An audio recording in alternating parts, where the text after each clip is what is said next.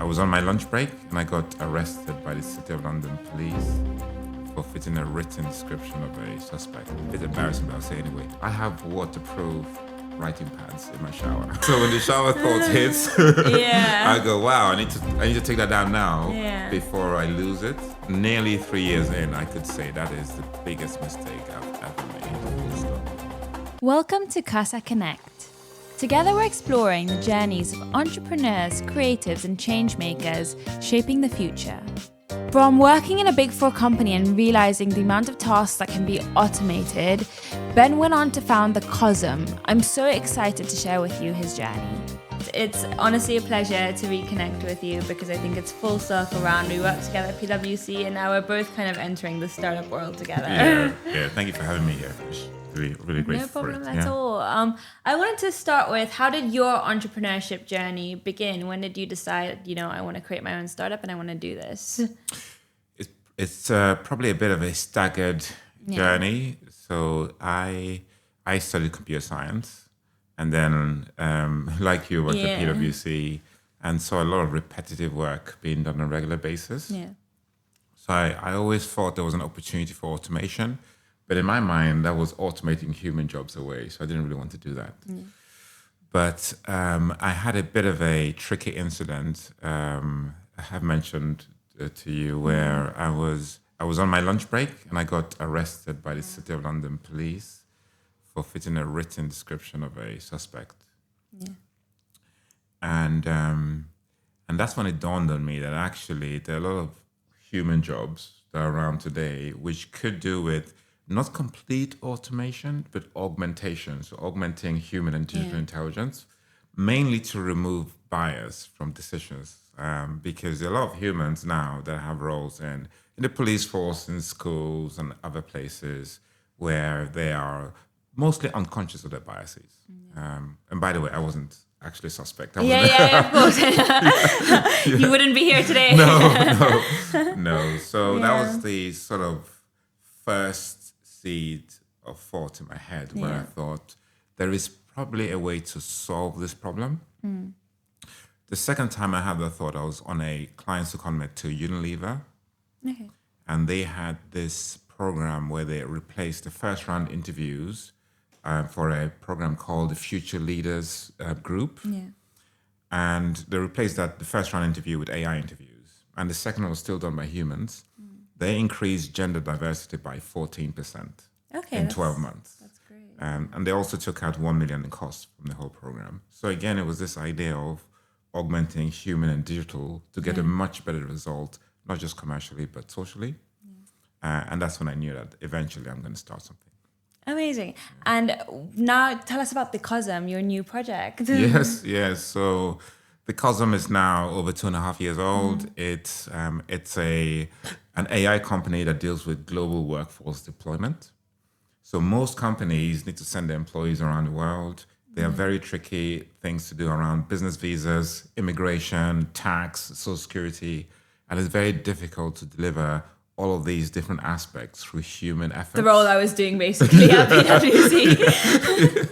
I don't mean that in a bad way. No, it was really, there was a lot of admin. Amazing. You're amazing at your job. No, but there was a lot of admin and a lot of time that could be saved. I could have used my mind more strategically than doing all that other stuff that we were doing. Exactly.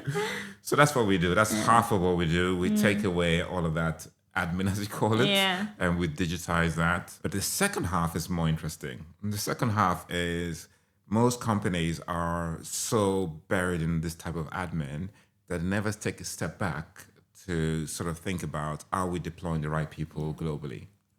And so the second part of what we do is we fuse data into the decision. And so if someone has the right skills, experiences, and talent to fill a role, then they're more likely to get that role. And that's regardless of gender, race, ethnicity, neurodiversity, or any other factors. And what's been the most difficult thing in your journey so far, in your mission to develop the Cozm? What's not been difficult? Fair enough. What is the hardest? Probably me. We're habitual creatures. Yeah. So my worst habit is staying up late at night. And that means some mornings. You have zero work-life balance. No. I don't even need to ask you that. I know that. Yeah. So on my list of things, I think that's number one right now is trying to get a consistent bedtime. Okay. No, fair enough. And what is your kind of definition of success for this company?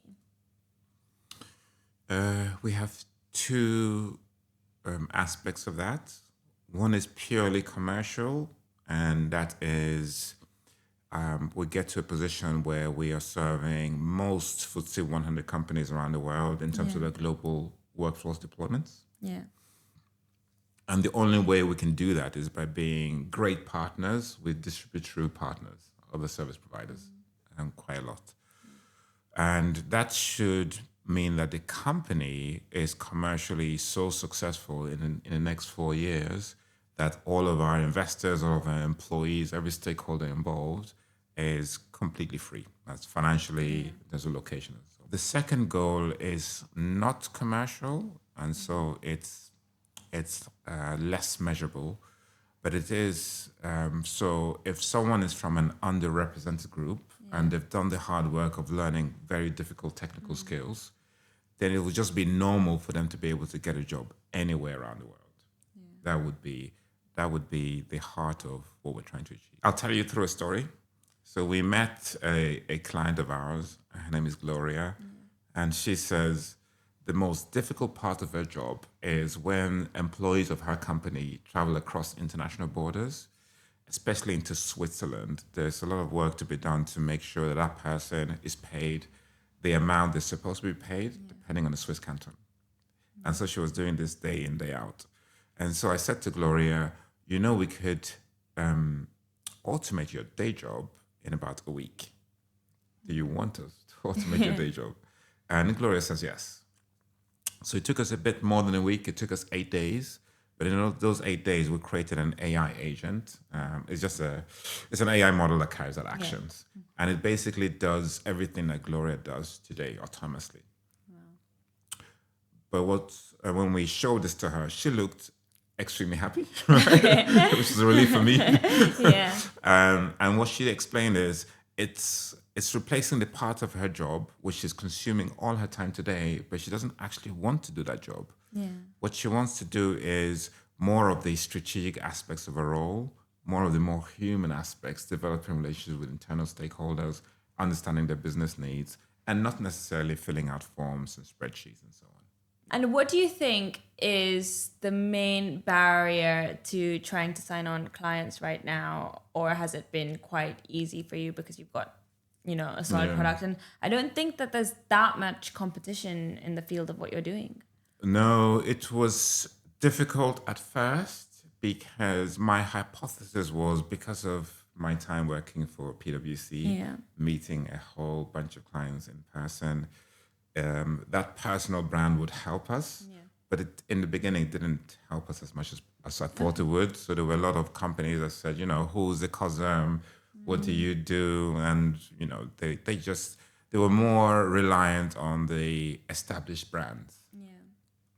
Now that we're over 2 years in, we've done a lot of work to bring ourselves to the market. We probably have a stronger pipeline now than is comfortable, if I'm being honest. Yeah. Yes. Okay, that's great. And why the Cozm? What does that mean? It's derived from the Greek word cosmos. Because we believe that if we do this right, then everyone, regardless of what demographic group they're in, all around the world will be able to fill any role they want around the world. In the startup world, there's always challenges, there's always problems. As we mentioned, it's difficult. Is there any time where you feel like giving up? No. And no. Why is that? What keeps you going? What's your motivation? It's probably a personality trait in that if something isn't quite working, then my brain immediately goes to try to fix it. So, a bit embarrassing, but I'll say anyway. I have waterproof writing pads in my shower. Oh my God! Wow. So when the shower thought hits, I go, wow, I need to take that down now before I lose it. And you're driven by obsession, which is what our other founder as well had said. Yeah, so it's definitely not, it's not about the money for sure. Yeah. It is, and I enjoy it. I enjoy a client telling me, or someone in the team telling me there's this problem we don't think is solvable. We had something similar recently for inbound to Singapore. So I was told there's no way you can automate the immigration aspects of that because you need something called a Sing Pass. You need to be a local Singaporean citizen, and I'm not Singaporean. Yeah. So, and our team took that at face value because they are experienced from other companies, other immigration firms where they've been told that's impossible. So I. First of all, I enjoy hearing that no one's done this before and it's not possible. And secondly, I enjoy the process of sleeping on it, trying different methods, and eventually we found the method to automate those inbounds to Singapore. I think most of what we do as humans comes from a part of our brain that has a bit of a herd effect. Yeah. We tend to do what others are doing. And we tend to believe the world should be the way others see it. Yeah. But in engineering, we've always got to take this first principles approach. We've got to go and find out the truth, the ground truth of everything, even though it's painful, even if it takes a lot of time and effort. But that's the only way we invent new things. And I like that process because through that way, I discover new things. You had mentioned something to me as well, which I found really interesting, that you think that there's this, you drew me that little grid, right? Can you walk us through that? Sure. I found that really interesting. It was the first I'd heard of that kind of, way of thinking. Yes. So to create anything valuable, you basically have to work for a long, long time with no feedback, no positive feedback. Okay. Sometimes we're talking years. That's the only way you create something new. So if you think about creators of the airplane, of the internet, and so on and so forth, they were all told that what they were doing is impossible, and no one cared for a long time.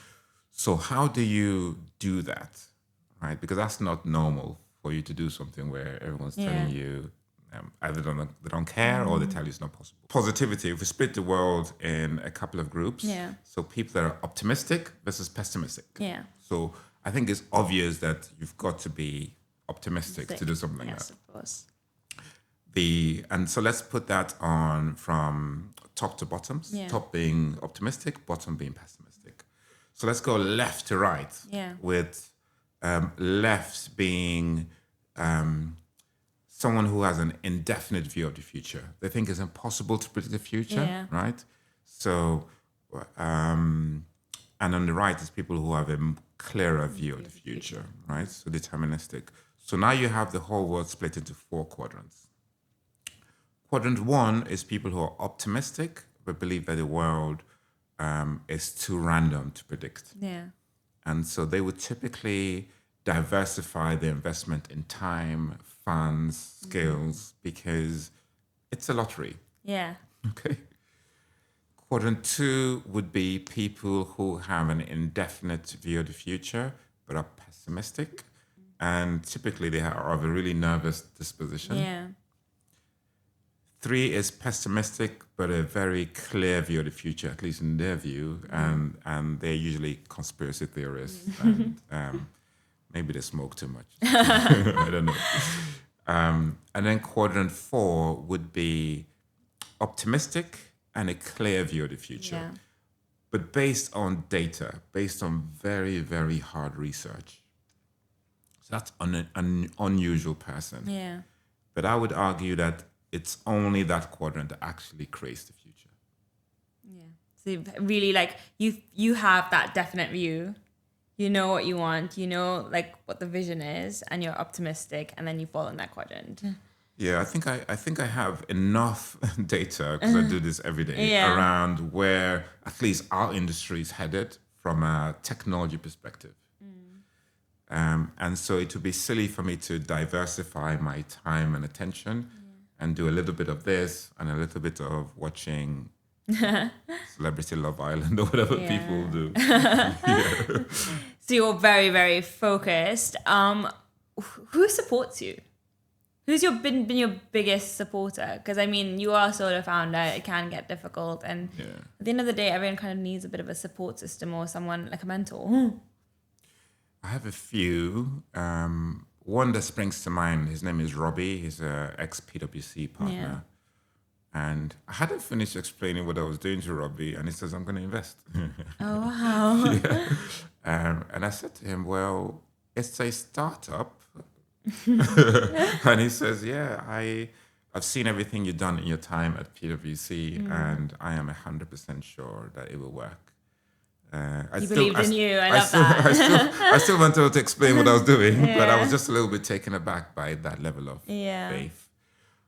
We've had a few of those. We've had people who worked with us. I still can't believe this happened, but they worked with us for 18 months, 24 months with no pay.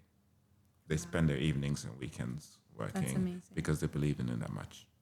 No, I absolutely love that. And do you have diversity on your team? Because I know that's core in your model. Yes. Gender, neurodiversity, race, religion, you name it.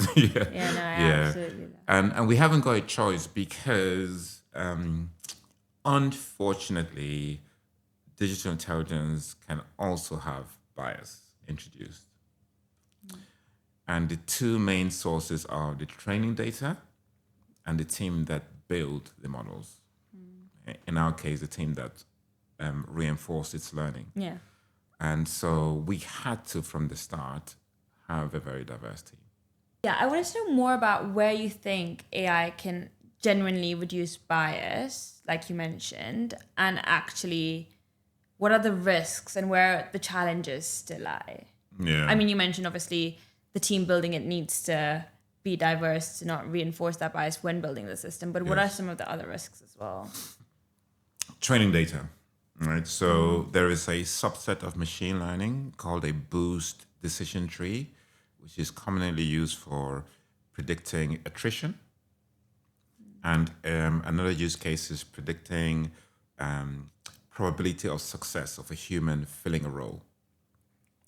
Now let's imagine the training data used for this includes a very narrow data set in terms of demographic group. So you've got a very narrow demographic group who are typically successful in job X. Yeah. I don't know, banking or whatever it is. That training data is very highly likely to lead to skewed results. So if you have someone who's applying for the job and they don't fit in that particular demographic group for whatever reason, that will obviously create bias. Sometimes it's not as clear-cut as that. That's probably the easiest example to give you.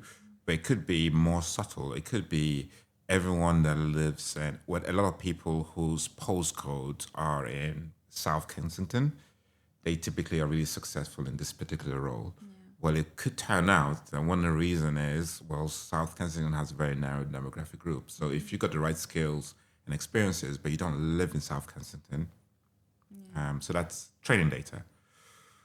The humans that are developing these models or delivering reinforcement learning, that's when the model is learning from the humans. Yeah. If we are of a very narrow demographic group, let's say my company was made up of all black male. Everyone's black, male, straight. And we are evaluating the results coming out of a model to determine if the results are right or wrong. It is highly likely that our own human biases will have an impact on those models. And so deploying those out in the world will be very, very tricky. Yeah. I think regulators are starting to understand this. I'm not sure they're moving quickly enough. I think many companies don't even realize that this is a risk. And not only do they need to be careful around what AI models they're deploying, they also need to do a lot of work to train their employees. Yeah. And what's the work culture you're enforcing in your company right now, and how are you maintaining that work culture? For us, the very first thing is speed of execution. So a lot of people have come from larger firms where things move very slowly. You have a lot of internal meetings before you start building anything. So that's the first thing. The second thing we say is no drama. We literally put it that. We literally wrote down our values, right? No drama. Yeah. How did that come about? Well, I'll put it this way: in large organizations, strange things happen at Christmas parties and stuff like that. Okay. So no drama. No drama. No drama. The third is it's more around agency. Okay.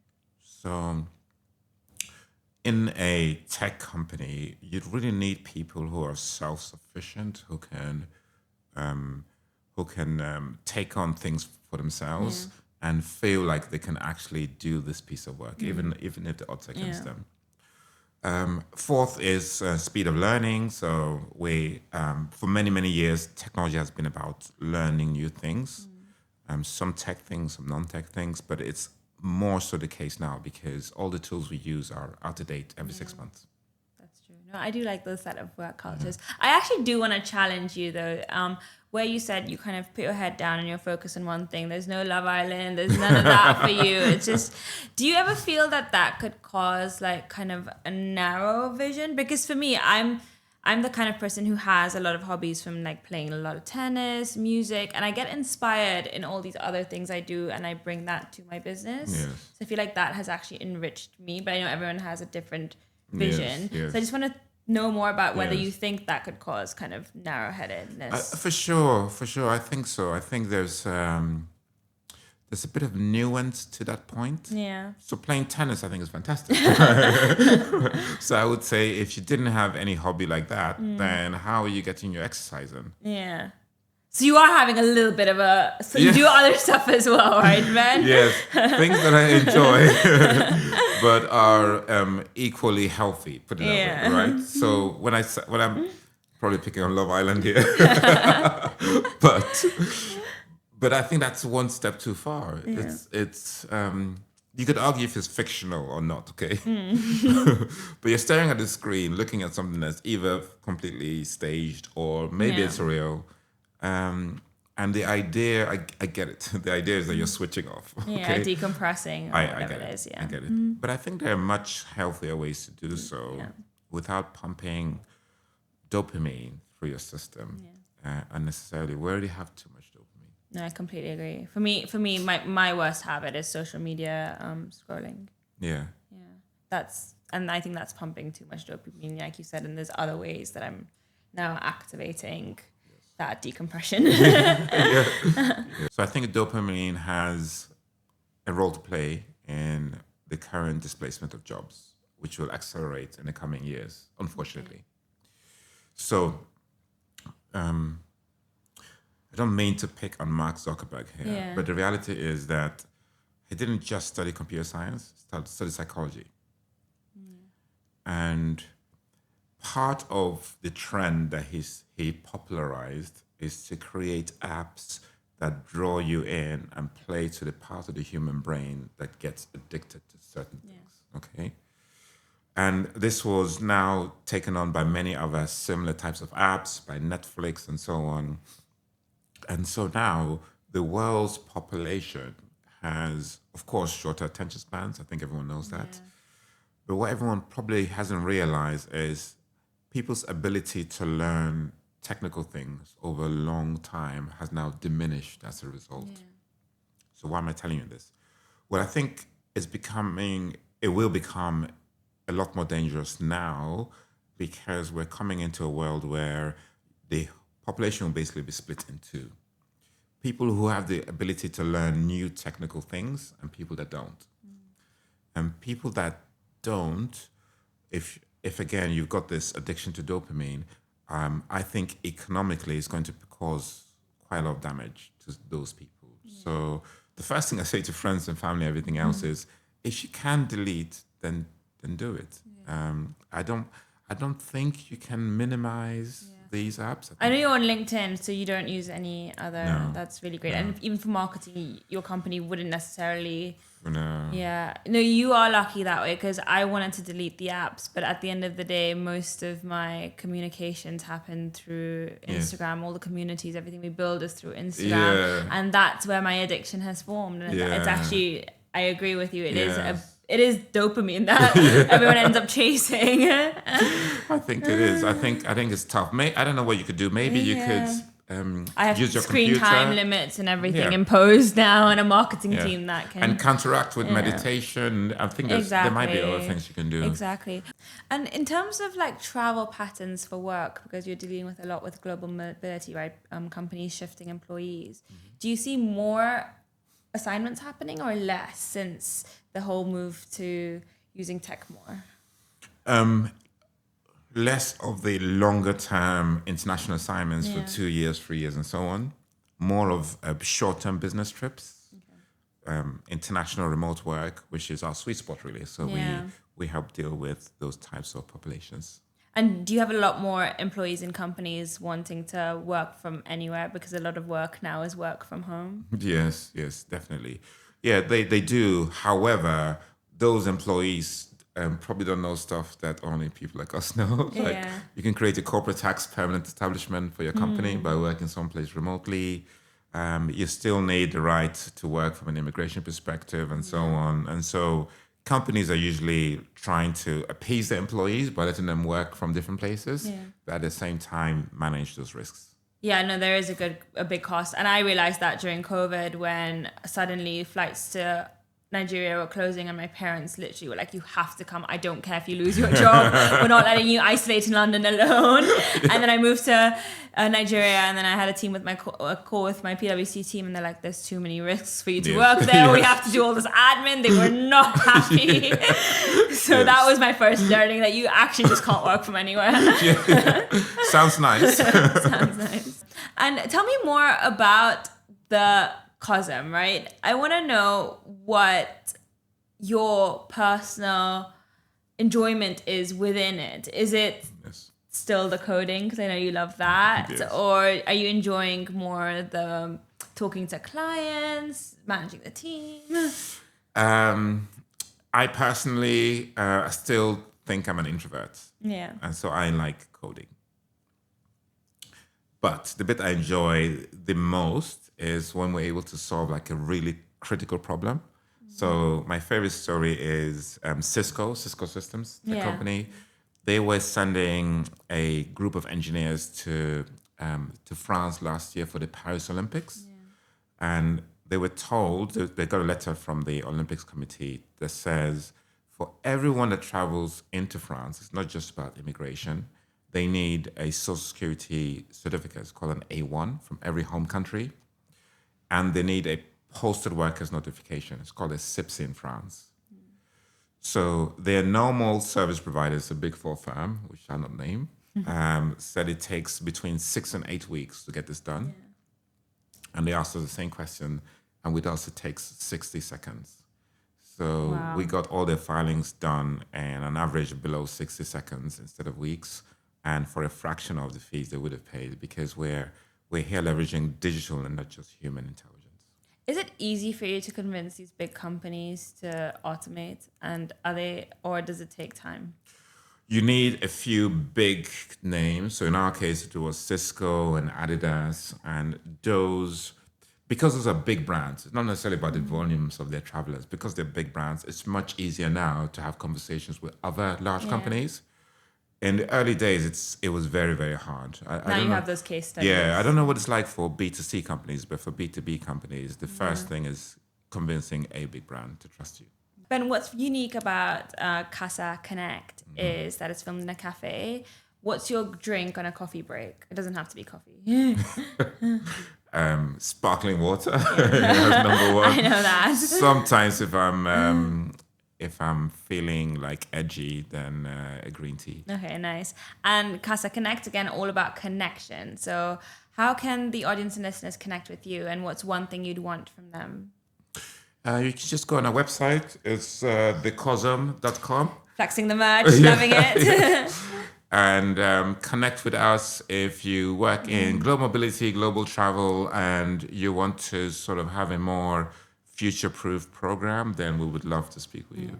And we'd like to leave everyone with some more food for thought. So what's the best piece of advice that you regret not taking? Someone told me to get a co-founder.